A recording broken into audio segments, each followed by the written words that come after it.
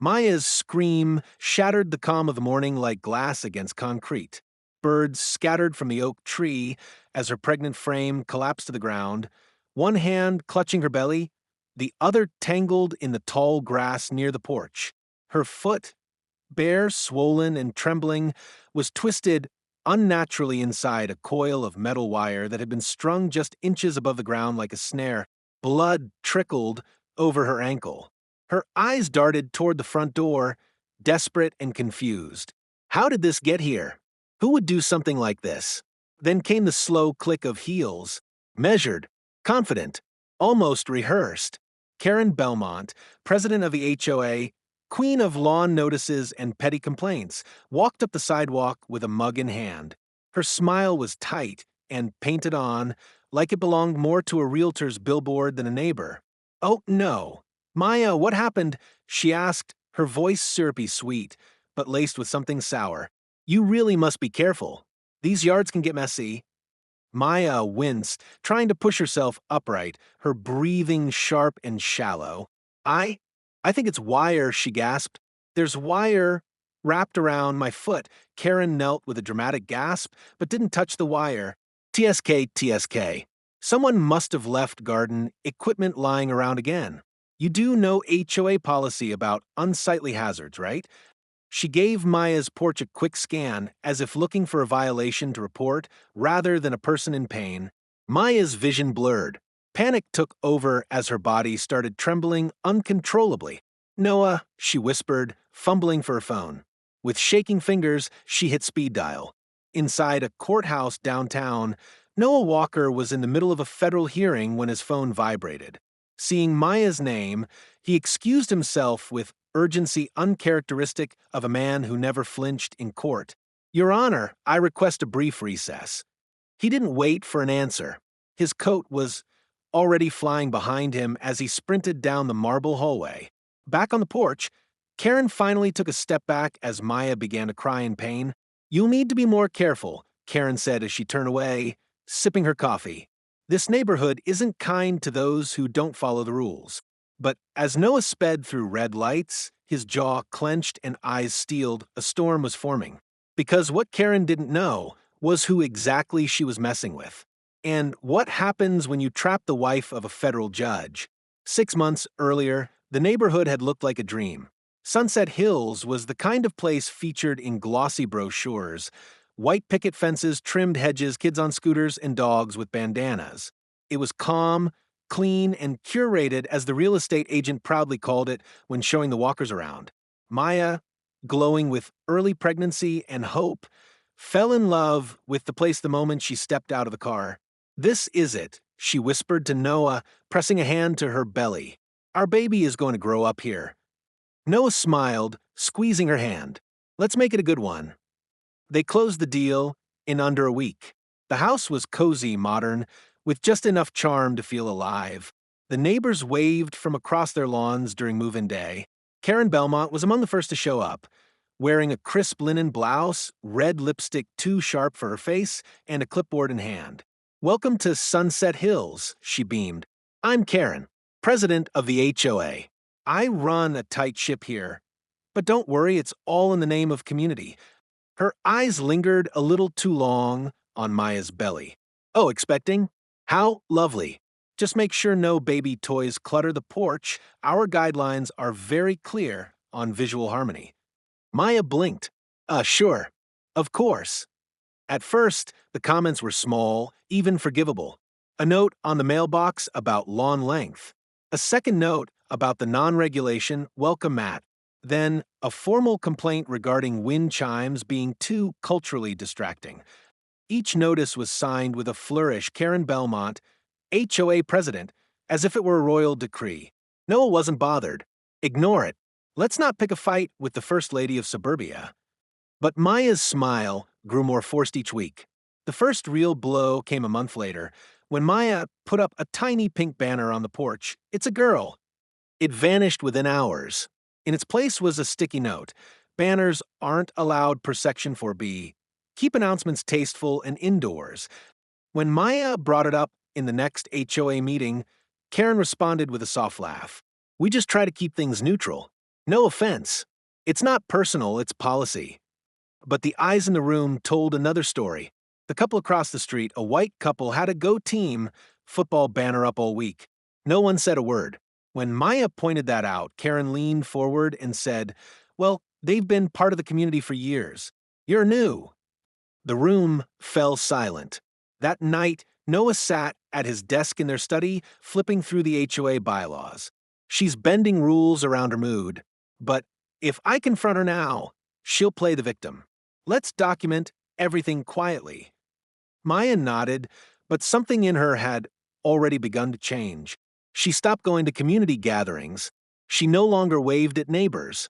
The baby's nursery, once full of color, felt dimmer now. Then came the garden incident. Someone had poured bleach into her flower beds. Police found nothing. No cameras, no proof. The officer said, barely apologetic, it wasn't just the acts, it was the gaslighting. The feeling of being surrounded by smiling faces that turned cold the moment your back was turned. Sunset Hills wasn't the dream anymore. It was a masquerade ball, one where Maya always wore the wrong mask. But through it all, Noah stayed calm. Too calm. He kissed her forehead one night and said, "Just hang in a little longer. I'm watching everything. They think I'm just a quiet husband. Let them."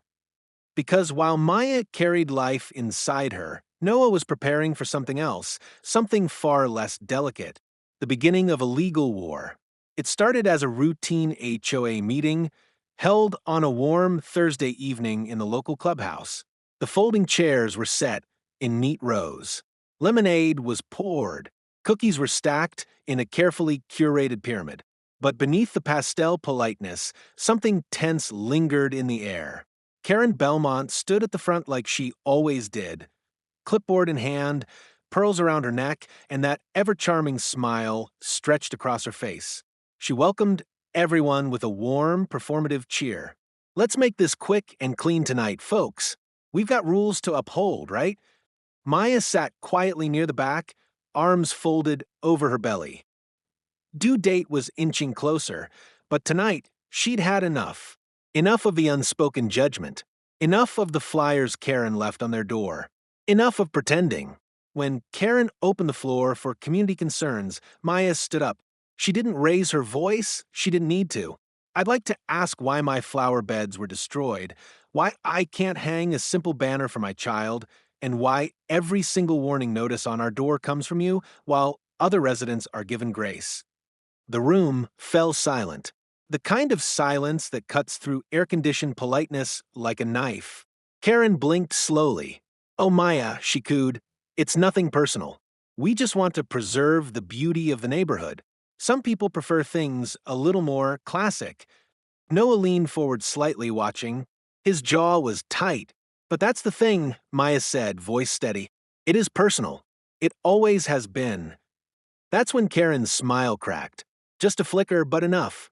Well, she snapped. "If you think the rules don't apply to you because you're special, maybe this neighborhood isn't the right fit for your family." A collective inhale filled the room. "Excuse me?" Maya asked, stunned. "I'm saying," Karen continued, her voice now sharper, "we've built something here. Standards, culture, peace. And sometimes people move in who just don't blend. It creates imbalance." It was the first time Karen said what everyone else had only implied. There was no going back from it. Elliot, a soft-spoken HOA member seated beside Karen, shifted uncomfortably. Tricia, another board member, avoided eye contact altogether. But nobody said anything. Silence echoed louder than any defense. Noah stood. His presence filled the space with a quiet authority that didn't need volume. "So, let me get this straight. You're saying my wife, my family, don't belong here?" Karen rolled her eyes. "No need to dramatize. If you want to make this into a legal issue, be my guest. I know the bylaws better than anyone in this room." Noah didn't flinch. "You'll regret that sentence." Karen scoffed. "Is that a threat, Mr. Walker?" "No," he replied. "It's a promise of process." Someone at the back, maybe one of the newer residents, secretly hit record on their phone. Karen didn't notice. She was too busy seething beneath her mask of control. Her words were already spiraling out. "I've run this community for 5 years. People trust me. If someone feels uncomfortable, that's not my fault. It's probably because they're stirring things up. She cast a glare at Maya, like putting up decorations that don't match our guidelines or complaining to the city about things that don't concern them. The phone kept recording. Every word. Karen thought she was untouchable. What she didn't realize was that she had just handed Noah the first piece of evidence he needed. The next morning, Maya opened the front door with a hesitant breath. The air smelled faintly of lilacs and lawn fertilizer, a deceptive calm that never matched the tension buried beneath Sunset Hill's postcard-perfect charm. She stepped out, hoping to water the last of her tulips, maybe feel something normal again. But the moment her slippered foot touched the grass, she froze. Shards of broken glass glinted across the lawn like a field of landmines. Maya gasped, stepping back in horror. The glass wasn't just sprinkled, it was placed deliberately, concentrated around the path where she walked daily. Wine bottle pieces, smashed ceramic, even a light bulb shattered in thin slivers beneath the hedge. "Noah," she called, her voice cracking. "Come outside, now." He appeared within seconds, eyes locking on the sharp terrain ahead of her. His expression didn't shift, he didn't gasp, didn't curse. Instead, he scanned the scene the way a judge studies a guilty defendant, calm, but already calculating the sentence. Without a word, Noah pulled out his phone and began taking pictures, every angle, every detail. He knelt, carefully scooping a shard into a Ziploc bag, sealing it like evidence. His voice was low but firm. "You didn't step on any?" "No," Maya whispered. "Thank God, no. I saw it in time." Noah stood, jaw tightening. "She's escalating." Minutes later, he filed a formal report with local police. The responding officer, a rookie in his mid-20s, took a few photos and scratched his head. Could have been kids, you know? We've had some complaints about teenagers loitering near the park. Did those teenagers also remove a baby announcement banner last month? Noah asked sharply. The officer paused. "You don't have camera footage?" "We're getting it installed this week," Noah replied. "But that doesn't mean there's no pattern." Still, the officer shrugged. "Hard to prove intent. I'll file it, but I wouldn't expect much. HOA's got a reputation for being intense." That night, Maya sat on the couch silent. Her hand rested on her belly as the baby kicked. Noah sat across from her, arms crossed, watching the door. "I'm scared, Noah," she whispered. "This feels like a warning." "It is," he said flatly. "She's trying to break you. Mentally, emotionally, make you feel like you don't belong here." "But why? We haven't done anything." He stood and walked to the bookshelf, pulling out a thin folder. Inside were screenshots, printed notices, transcripts from the last HOA meeting, everything Karen had done so far. Because some people need control to feel powerful. And when you don't bend, they escalate. First it's rules. Then it's public humiliation. Then it becomes physical. Maya looked up at him. "You've seen this before?" "I've judged this before." That night, Noah installed cameras. Not just one, 4. 2 in the front, 2 in the back. Motion sensors, night vision, and a hidden one buried in the garden gnome near the mailbox. Maya couldn't sleep. She lay in bed, staring at the ceiling fan spinning above her. Every sound outside felt like footsteps. Every creak of wood felt like a warning. Outside, in her dimly lit kitchen, Karen Belmont stood just beyond the edge of the lawn, sipping from her travel mug. She didn't say anything, just watched. Then she turned and walked back into the dark. The next morning began like any other, quiet, routine, deceivingly normal. Birds chirped faintly in the trees. The lawn sprinklers rotated with a soft hiss. But underneath the serenity, a predator's hand had already moved its next piece on the board. Maya shuffled slowly down the porch steps, one hand gripping the wooden rail for balance. 8 months into her pregnancy, her movements were slow and careful, the kind only a mother made when every step carried 2 heartbeats. She'd just returned from a quick grocery run and was carrying a single bag, bread, fruit, and prenatal vitamins. She didn't notice the tension in the wire right away. It had been hidden deliberately, stretched taut between the bottom post of the porch and a garden trellis, about 6 inches off the ground, invisible to anyone who wasn't looking for it. Her foot struck it. The snap was subtle, but the effect was immediate. Maya pitched forward, stumbling onto the brick walkway with a sharp cry. The grocery bag burst open. Apples rolled into the grass. Her hand scraped the concrete. Her knee slammed down. But worst of all, she couldn't catch herself fast enough, and her belly hit the edge of the last step as she crumpled. A scream tore from her throat. Inside the house, the security system detected sudden movement. An alert pinged Noah's phone instantly. Unusual activity, front yard, camera 2. But he was already moving. He'd heard her from the study. When he burst through the front door, what he saw made the world around him blur. Maya was on the ground, clutching her stomach, shaking, her eyes wide with panic. The wire was still wrapped loosely around her ankle like a cruel signature. He dropped beside her. "Maya, baby, look at me. Are you bleeding? Can you breathe?" My side, I think the baby's okay," she stammered, fighting tears. "There was wire. It was set up, Noah. It wasn't an accident." Noah didn't reply. He didn't rage. He didn't yell. Instead, he scanned the trap with eerie calm and immediately followed the path of the wire to the garden trellis. It had been nailed in with care, not tossed by wind or accident. A deliberate, malicious act. He pulled out his phone and rewound the security footage. There she was, Karen Belmont, at 5:12 a.m. that morning, wearing her gray joggers hood up, kneeling beside the porch, glancing around before slipping the wire across the step. It wasn't even subtle. Noah's jaw flexed. His hands trembled, but only for a second. He helped Maya inside, laid her on the couch, and called paramedics. Then he made another call, not to 911, but to someone in his federal circuit.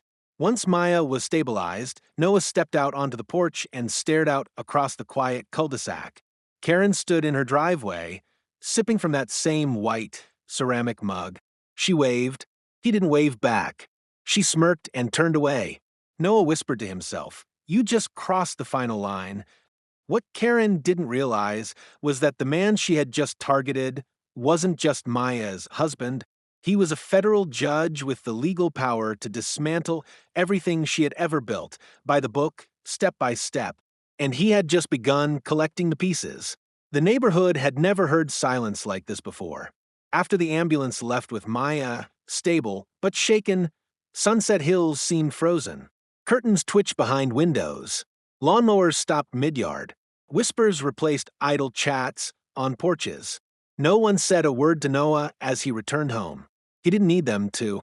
Inside, the house was eerily calm. The living room still bore the signs of chaos. Dropped groceries, a cracked phone screen, a trail of blood droplets on the wooden floor. Noah picked up the spilled apples with mechanical precision. Then he walked into his study and locked the door. The room transformed. What looked like a tidy home office to the casual eye now revealed its true purpose. Behind the bookshelves were sealed cabinets. Inside, case files, surveillance drives, legal reports. He sat down, opened his laptop, and pulled up a folder titled Karen Belmont, HOA. The folder had been started 2 months ago. Inside were timestamps, printed notices, audio recordings from past HOA meetings, and now, the final proof, the security footage from that morning. Karen, clearly visible, wire in hand, eyes darting like a thief. Noah didn't scream. He didn't call the police right away. Instead, he made a call to someone in Washington. "Yeah, it's me. Noah Walker. Yes, that Noah Walker." There was a pause. "Listen, I need an incident report processed immediately. Civil harassment with intent to harm, documented. HOA official. I'll send the footage. And flag it for potential federal intervention." He hung up and leaned back in his chair.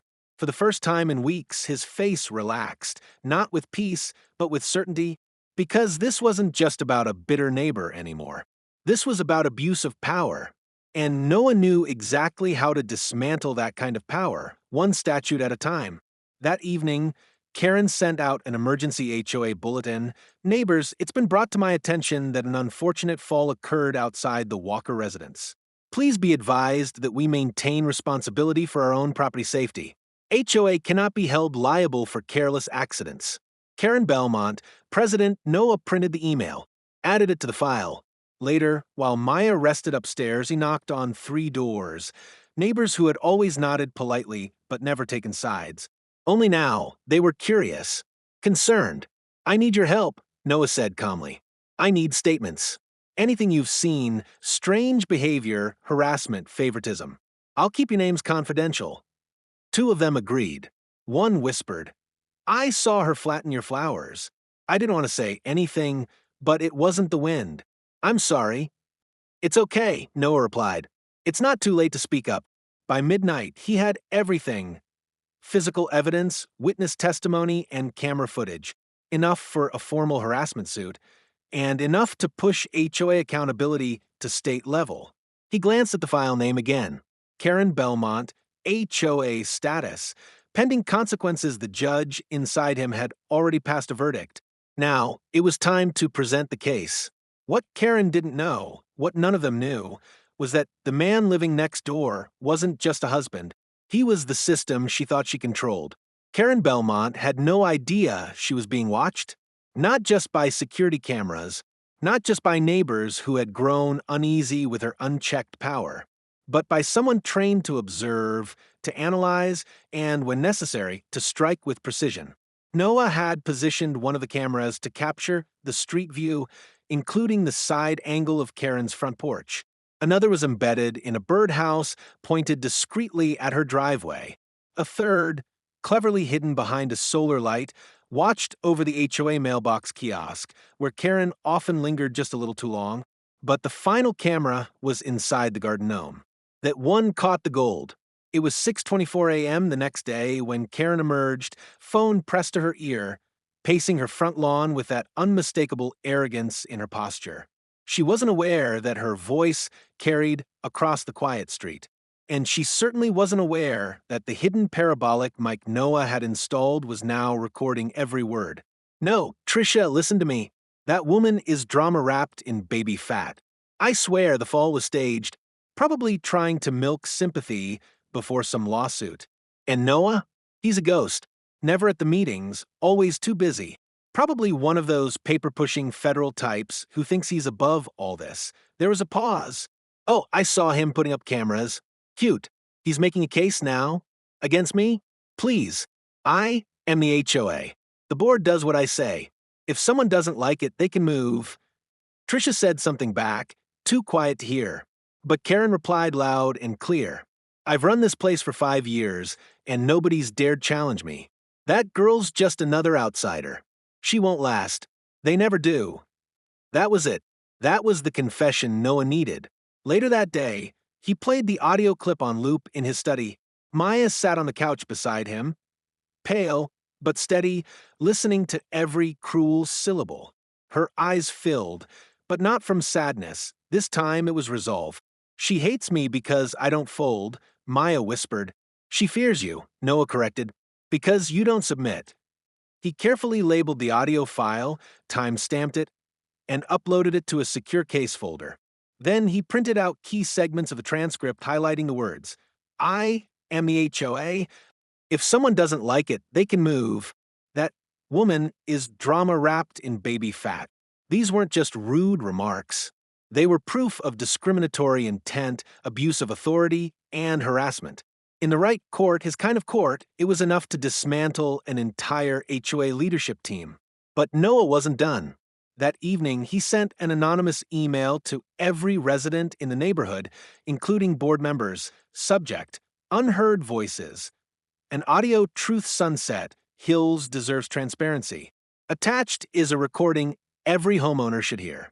You've trusted leadership blindly. Listen to what that leadership thinks of you behind closed doors. Attachment: Karen_statement_audio at MP3. Within hours, the street buzzed like a shaken beehive. Phones lit up. Group chats exploded. Trisha quit the HOA that night. Elliot issued a statement the next morning condemning Karen's toxic behavior and requested an emergency vote to restructure the board. Karen's silence was deafening. She didn't walk her dog that morning. She didn't sip her coffee, on the porch. Her curtain stayed drawn. And for the first time since moving in, Maya walked to the mailbox without looking over her shoulder. Because Karen wasn't watching anymore. She was being watched. A week passed. The calm in Sunset Hills was no longer comfortable. It was thick, loaded. Every neighbor sensed it. Something was coming. HOA group chats went silent. Karen stopped sending out her weekly bulletins. Her porch lights, usually glowing like a beacon of control, stayed off. The Queen was in hiding. But Noah Walker was preparing for trial. He hadn't slept much, not because of stress, but because of strategy. Each night, he organized every file, every clip, every neighbor statement, and every HOA bylaw she had violated. He turned her empire into a case file, and now it was Judgment Day. The emergency HOA meeting was called by board vote without Karen's approval. Tricia had resigned, Elliot had switched sides, and the remaining members wanted answers. The meeting was moved to the local community center instead of the usual clubhouse. Neutral ground. A subtle hint. Power was shifting. Karen arrived late.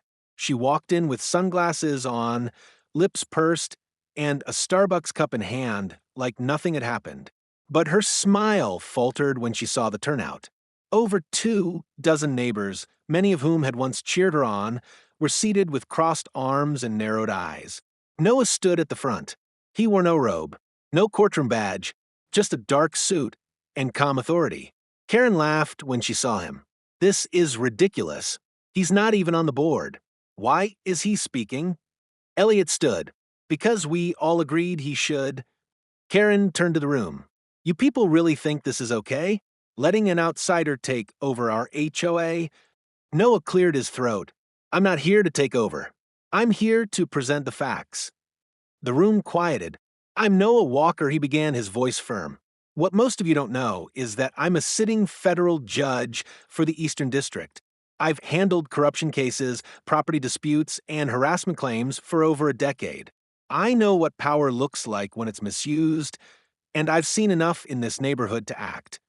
Karen's mouth opened, then closed. I have surveillance footage of Mrs. Belmont trespassing, planting a wire trap that caused my pregnant wife to fall. I have audio recordings of her admitting discriminatory behavior, calling neighbors names, and manipulating this board. I have timestamps, witness statements, and a printed record of every violation she's issued unfairly over the past 18 months. Gasps echoed around the room. Karen scoffed. You can't just record people without their consent. That's illegal. In a public space with clear line of sight, Noah replied calmly, recordings are legally admissible, especially when they're tied to a pattern of harassment. She turned red. This is a witch hunt. Noah stepped forward. No, this is justice. He pressed play on a Bluetooth speaker.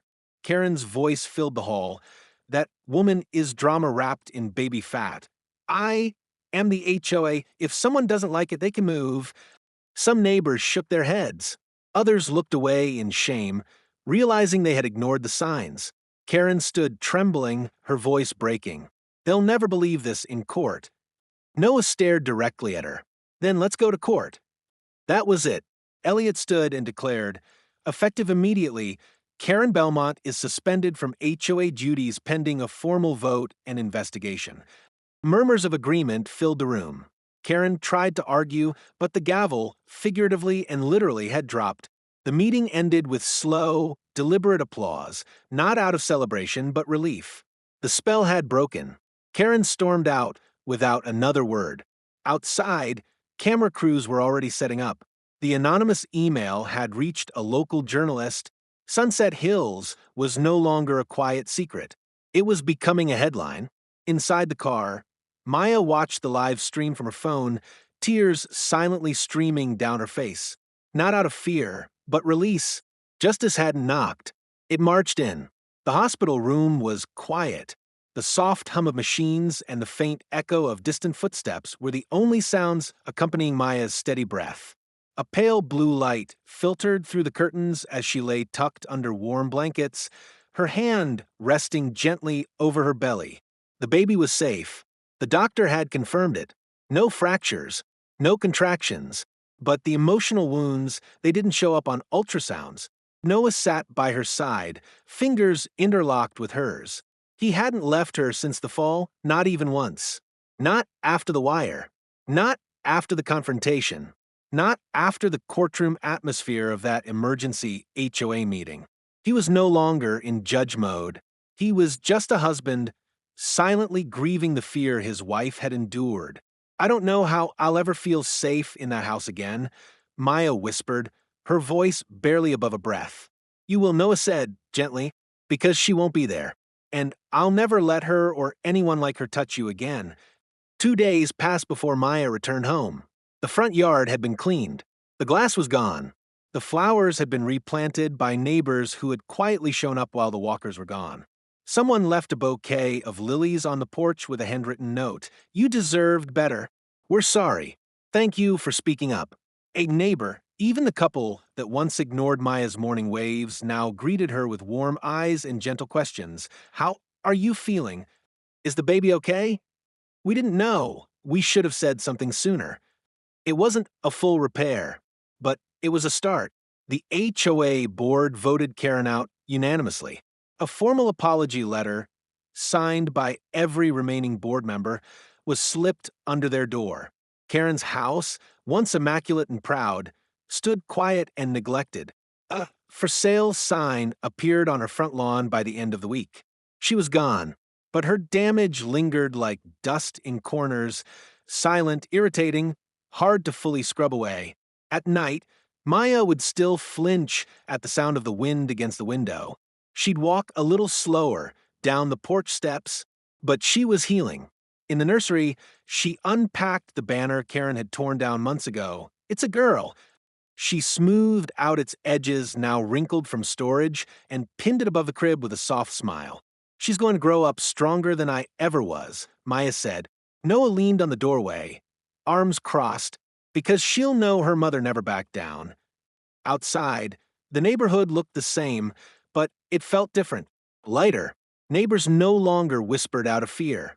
The HOA meetings became more democratic, fair, even friendly. The spell had been broken, the tyrant dethroned, and in her absence, real community began to grow. But peace, true peace, rarely arrives without a shadow. Because just as Maya was tucking a baby onesie into the nursery drawer one afternoon, the doorbell rang. No one was expected. Noah opened the door and found a plain envelope on the welcome mat. No postage, no signature, just one line, handwritten in sharp, familiar script. Not every judge stays on the bench forever. Noah's eyes narrowed. Karen was gone, but maybe not for good. A month later, the baby arrived. She came into the world with a powerful cry and a head full of black curls, her tiny fists clenched like she was ready to fight anyone who dared come close. They named her Isla, a name Maya had chosen long ago, meaning island, for peace, for protection, for hope in the middle of chaos. The hospital stay was short, smooth, uneventful, in all the ways the walkers needed it to be. There were no wires, no traps, no notes slipped under doors, just the beeping of monitors and the scent of antiseptic and joy. Back at home, Noah carried Isla across the threshold and into their quiet living room. Maya followed, slower, exhausted but glowing. They paused at the nursery doorway, pink, warm, peaceful. Sunlight streamed through the window as if blessing their new chapter. For the first time in months, their house felt like a home. Maya settled into the rocking chair, humming softly as she held Isla. Noah stepped outside onto the front porch, coffee in hand, scanning the street. Everything seemed calm. The hedges trimmed, the air still.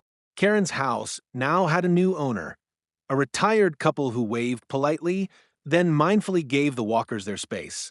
The community had healed, or at least started to, but peace, Noah knew, was never permanent. It had to be maintained. He walked to the mailbox, pulled out the usual, a coupon book, a letter from his courthouse, a baby card from a neighbor, and then, tucked behind a credit card offer, another envelope. Plain, no stamp, no return address, just like the last one. He didn't open it immediately. He waited until he was back inside. Maya watching him closely from a couch. "What is it?" she asked. He sat down slowly, tore the seal carefully. Inside was a single sheet of paper.